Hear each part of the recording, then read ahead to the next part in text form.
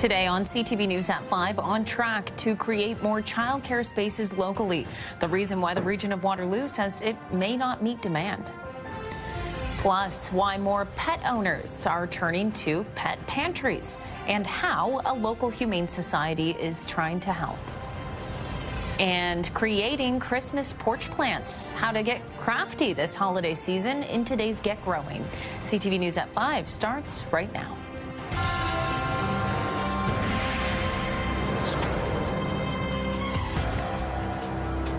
Good afternoon, everyone. Thanks for joining us. The region of Waterloo is on track to create over 4,000 new funded childcare spaces by the end of next year.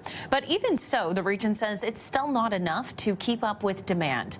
Let's go to CTV's Alexandra Hollick with a closer look at this.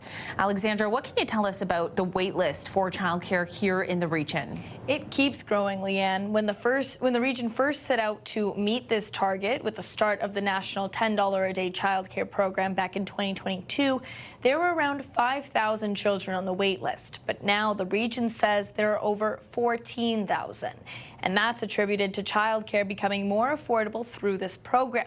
Under CWELC, childcare costs around $19 a day in Ontario. So far, the region has created over 2,600 spaces, and 1,400 more will be added by the end of 2026.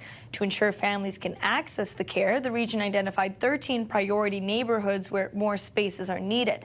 But they say more work needs to be done. There are not enough spaces, even with, growth of 4,000 spaces. There still is not enough spaces for families. We continue to talk to the province about how important it is that we continue to grow so that all families who need it can access the care. A full report with updates on the region's childcare space status is expected to be presented to the Community and Health Services Committee next Tuesday. We'll have more details coming up at 6. Leanne? Okay, Alexandra, thanks for that. CTV's Alexandra Hollick.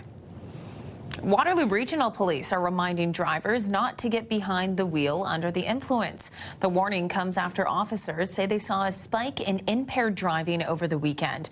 From Friday to Sunday, Waterloo Regional Police responded to 14 calls. Those included alcohol-related collisions and drug-impaired driving. Then yesterday in North Dumfries, a transport truck driver lost control and went into a ditch. Police arrested him for driving under the influence. At 6, Karis Mapp will have more on the troubling trend police are seeing. The city of Waterloo is officially diving into a conversation about bringing a high-performance aquatic center to the city. New aquatic center would deliver public health benefits, economic returns, and a regional sport capacity for decades. Explaining that. After hearing from delegates yesterday, council unanimously agreed to explore the idea floated by Mayor Dorothy McCabe last week. The facility would include a 50-meter competition-ready pool, a practice pool, conditioning rooms, and spectator seating. The region's only 50-meter pool at Wilfrid Laurier University is nearing the end of its life. McCabe thanking council for supporting a conversation that she has said could bring major benefits to local athletes, the city, and the region. It is exciting, though, to say that we're going to start to really take a good hard look at this. So thank you very much. Council's vote is meant to also send a signal to the provincial government and potentially the federal government for funding. And Alex is here as we turn to look at the forecast. Oh my, we are just in the beginning of what is to come this week.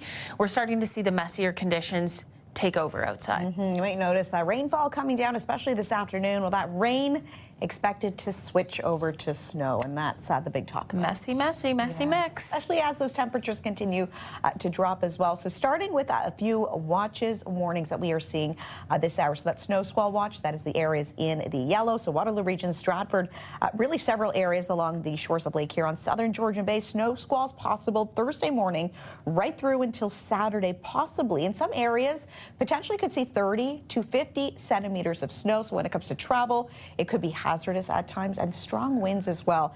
Those winds under that wind warning for areas like Dunnville, Caledonia, Haldimand County, for example, we could see anywhere between 70 to 90 kilometer gusts potentially as well as this continues to develop as well. So that special weather statement initially too brought on by Environment Canada this afternoon. So that snow is something we're going to be keeping a very close eye on. Okay. We'll take you to break, tell you what you need to know. Alora's annual Starlight Shopping is back. Check it out Thursday and Friday between 11 and 9.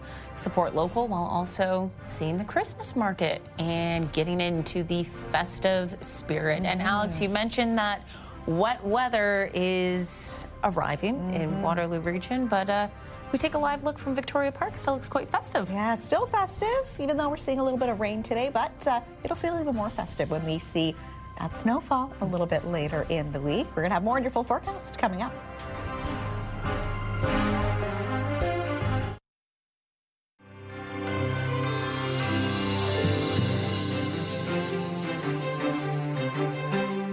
CTV Kitchener's Toy Mountain campaign in partnership with the Salvation Army is helping bring joy to families in need this holiday season in Kitchener, Waterloo, Cambridge and Guelph. Last year, thousands received toys thanks to your generosity. Several schools in Waterloo Region are also taking part in the school toy drive program this year to help build a toy mountain in their own school.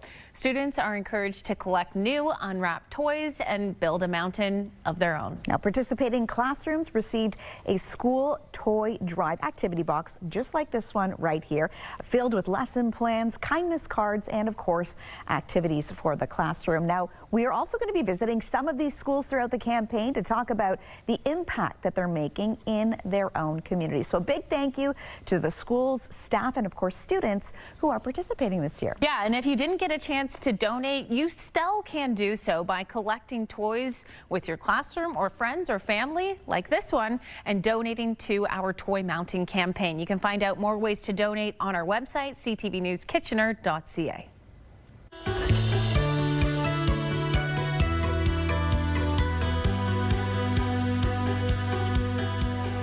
We are learning how to make our very own porch pots with some festive inspiration and also winterizing it so it lasts the full season. Tanya is joining us from Royal City Nursery, and it smells wonderful here. It does. What do we have today? It does. So we are going to do this through the magic of TV. We're going to do this in a very short amount of time in 4 or 5 different steps.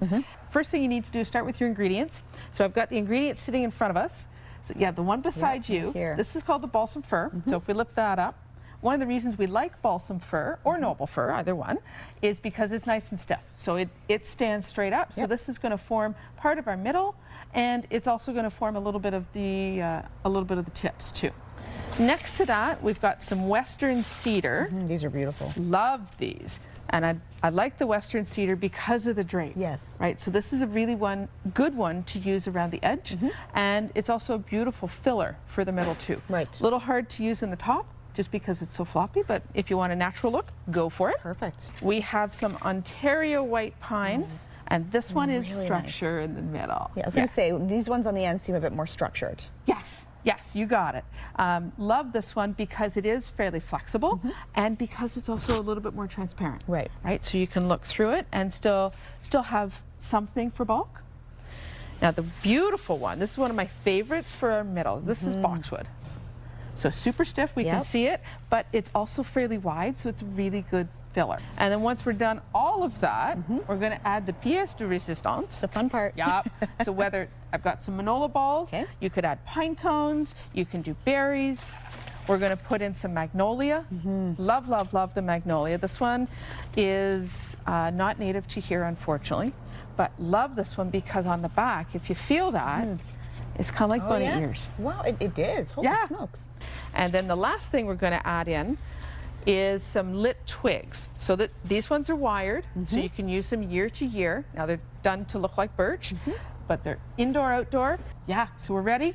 Let's grab our pot and we'll get started. Okay, we're going to get to work right now. Yes, you got it. So step one, we've got our porch pot, filled it with soil. We want to use a good heavy soil.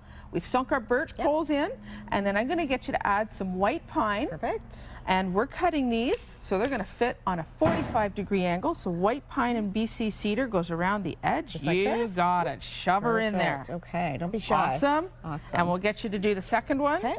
And you see what we're doing right now? We're starting to fill in the spaces. Right. So your next one is actually going to go right here where my finger is. Okay. Awesome. Right in here. Perfect. Sweet. Okay, first time building a planter. You're doing awesome. And you're going to finish out this round. You're going to do a second round. Okay. we're going to head on to step 2. Perfect. So we just finished this layer on the bottom, and now we're adding the stuff in the middle. Right. We're adding some height. We're going to do this with some BC cedar. Okay. So we'll get your handy pruners or secateurs out there. Perfect. And these ones we're going to put in not quite on a 90-degree angle. You're probably about 75 degrees. Okay. And there is a hole right here. So Right if I can here. get you to fill that in. We want some of that height, you were saying. Yeah, you got it. Perfect. Okay. So when we think about height, and this cut's perfect, we want to be 1/2 to 3/4 the way up the birch poles. Okay. So it actually gives us, we want to move that eye up. Perfect. Right. And we're going to add How a nice little is ball. this? Yeah, Beautiful. so right in the middle. Here. Now through the magic of television, we're going to wire this in, and you'll see this ball show up later on. Beautiful. We're on to step 3. So we just finished step 2. So our step 2 is this section here. We just added all the height. And step 3, we're going to start to add the filler. So you're already cutting. I am cutting. Yes, and we are cutting balsam fir. You can see a hole here where my hand is. Perfect. And there's another hole on your side. Bingo. And then we want to go out this Slippery little way. guys. I know. And we're going to put them in at roughly, you're going to split the angle between the bottom and the top. Easiest way is draw an imaginary line from the edge of your bottom layer up to the top, and you want to fill in everything in there. Look at Just that. like that. Stunning. Awesome. And we're going to be on to step 4. Okay, so our final step. We have finished all of our greens. Now we're going to add some personality. So you're shoving the last of some lighted twigs in there. Love these. You've just shoved a manola ball in. And you're also going to do some magnolia. Love the Stunning. magnolia. We still have that little rusty ball in the top. So that's going to give us something for height. It's going to give us something for interest. Now for maintenance though, because it's so beautifully warm, we are actually going to water those. Okay. So make sure you're going to check it every few days, probably once a week, water it. Right now I've just slipped it into one of my favorite pots, so it's going to look good on the porch. And then the last thing we're going to do is spray it with a product called Wilt-Proof. So this is an anti-desiccant. Use it on your cedars and boxwoods in the garden, or better yet, use it on your greens outside. So you get that sprayed down, and these greens are going to last till March. Perfect. So you were all ready for not only the holiday season, but winter months We got ahead. winter covered. All right. It's coming. Tanya, thank you so much. You're welcome. See you soon. Taking a break, tell you what you need to know. The Hope for the Holidays campaign is the Humane Society of Kitchener, Waterloo, Stratford, Perth's largest fundraiser of the year. You can give back this holiday season by helping to provide life-saving care and second chances to animals in need. Details are on the Humane Society's website. Stay with us.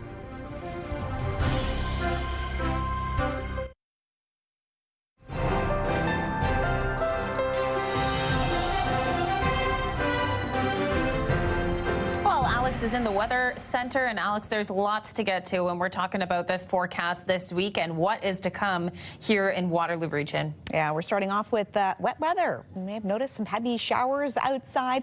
A little bit more of a mild day, a bit of a warm up before that temperature is expected to dip down and then potentially could be in for quite a bit of snowfall, depending on where you are going to be joining us from. We'll get into that in just a moment, but taking a live look from Victoria Park in Kitchener. Even though we're not seeing any snow out there right now, it is still feeling festive with all of those lights. Again, a little bit of a wet day out there. We noticed some low-lying clouds, so it's feeling a little bit even foggy out there this evening. But this scene, maybe later on in the week, might look a little bit different with some snow that could be on our way. Okay, so starting with a bit of activity that we are noticing and continuing to follow. So as we noted, it's a little bit more of a mild day for us here in Waterloo Region and much of southern southwestern Ontario. A couple of watches and warnings. So starting with a snow squall watch issued by Environment Canada this afternoon. Areas, Waterloo Region, Mount Forest, the Listowel area, for example, many areas along the shores of Lake Huron impacted by this. So this potentially could start Thursday and possibly last right through to Saturday. That's what we potentially could expect to see. And in terms of how much snowfall we could see, again, depending on where you are located, anywhere from 30 to 50 centimeters possible at this time. So travel could be hazardous. In terms of that wind warning, so everywhere in the purple, so a little bit south of Brantford, for example, this hour, strong winds. This area could potentially see upwards of 90-kilometer-an-hour winds from time to time. Environment Canada also issuing that special weather statement for really much and all of southern Ontario for this afternoon, getting again into the next couple of days when it comes to some strong winds. In addition to this wind warning we can expect to see. So quite a bit on the go winds anywhere from 70 to 80 kilometers an hour possible.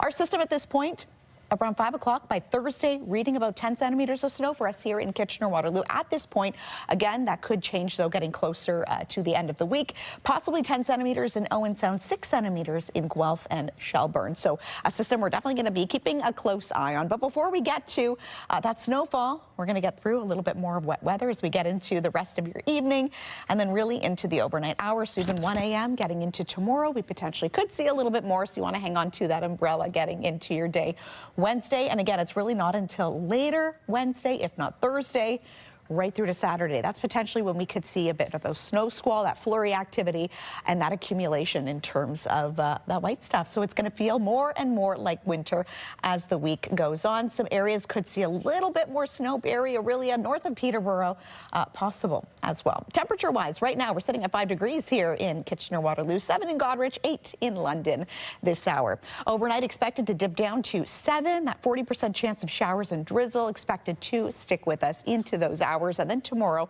cloudy, rain or drizzle possible for the morning portion of the day.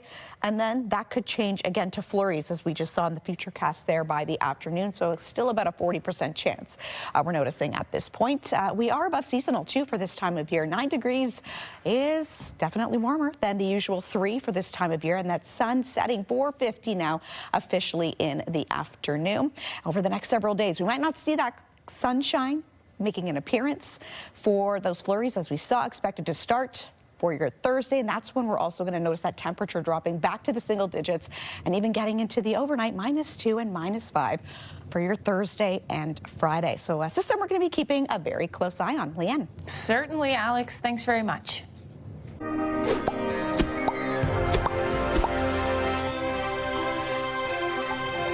And here's what's trending today. A filmmaker in Stratford is hoping to expand the local filming and production industry in the festival city. Craig Thompson is the vision behind the Stage View Studios project.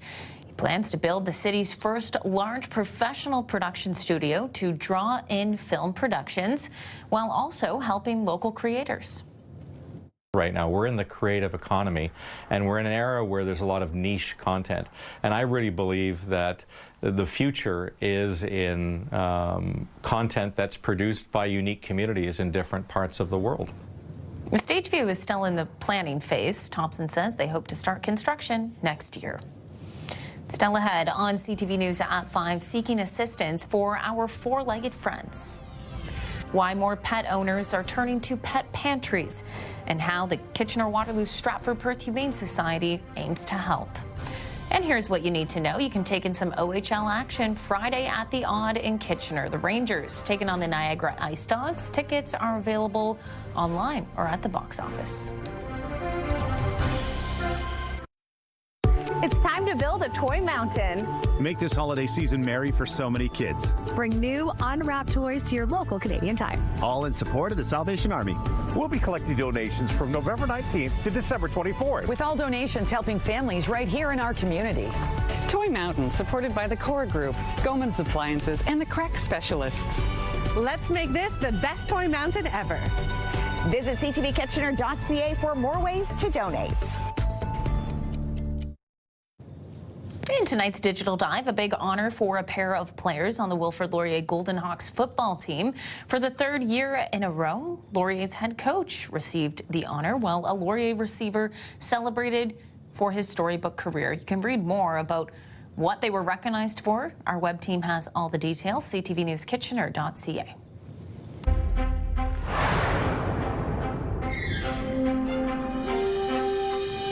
And here's the final 5 stories we're keeping an eye on today. A Toronto senior is facing charges after allegedly claiming a $1 million lottery jackpot for himself instead of splitting the winnings with a group. According to police, an investigation by Ontario Lottery and Gaming and the OPP confirmed the winning Lotto Max ticket was part of a group arrangement, and the $1 million prize should have been split among 3 people. The senior was charged with theft and fraud over $5,000, as well as property obtained by crime. The holiday shopping season is here, and that could take a toll on our wallets. Equifax says credit card balances are expected to peak in December, with missed payments already on the rise. The agency says almost 1.5 million Canadian consumers missed a credit payment in the last quarter. That's up by 40,000 people from the previous quarter. The report found delinquencies are up among younger consumers and those in big cities like Toronto and Vancouver. Stellantis says it'll bring back a third shift at its Windsor assembly plant in February. The move will lead to the creation of 1,400 jobs. The shift was originally eliminated 5 years ago. Workers who were recently laid off from the Stellantis plant in Brampton, which is moving production to Illinois, will have the first chance to apply for the new jobs. It is a sign of the times. More pet owners are seeking assistance from pet pantries as the cost of living rises. The Kitchener, Waterloo, Stratford, Perth Humane Society holds a weekly pantry for clients. The program is run by community donations and has seen a spike in the number of people needing help over the last 5 years. We have cat and dog food and occasionally supplies for other animals, bunnies, guinea pigs, hamsters, those types of things. It's been used considerably more than ever before. In the past year, we've seen it go from about 200 users a month to 300. Tonight at 6, Ashley Bacon will speak to a former client of a pet pantry to learn more about the program available around the region and how it helps. And finally for us, making an impact this festival season. Community members really showed up in a big way during the Kitchener-Waterloo Oktoberfest, and now we know just how much of an impact was made during the Uncle Hans food drive and Stuff a Bus events. More than 10,000 pounds of food was collected, along with nearly $13,000 in donations that will provide more than 34,000 meals to families in need in Waterloo Region. Organizers say they are giving a heartfelt thank you to everyone who donated, volunteered, and helped fill a bus with food. Wow, those are incredible numbers, especially as demand, of course, continues to rise. And it seems like Oktoberfest was so long ago now that we are into our Toy Mountain campaign. And speaking of, we will be getting another generous donation tonight during our 6 o'clock show for Toy Mountain. Stay with us for that. Have a good night.